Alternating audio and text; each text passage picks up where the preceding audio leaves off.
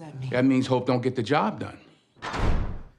It was something I read where you talked about your people from Mount Vernon saying that, you know, like they've done like 40 years in the penitentiary together.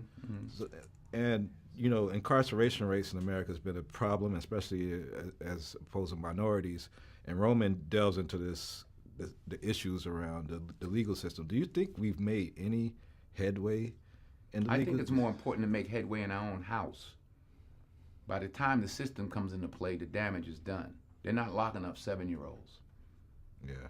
You know, I was in Chicago a couple of 3-4 weeks ago, and we saw these little kids on bikes with masks on the side of their head, like 5 or 6 of them. And the driver said, "Yeah, they're little yummies." I said, "Who?"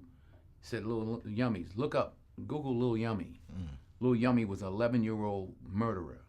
Wow. And you look at his picture, you'll see the headshot of him, and he's like this. And he got murdered at 11 by a 14-year-old. Wow. Who's doing life now, and a 16-year-old. That makes no sense. You blame the system? Where was his father? Yeah. It starts in the house. It starts in the home.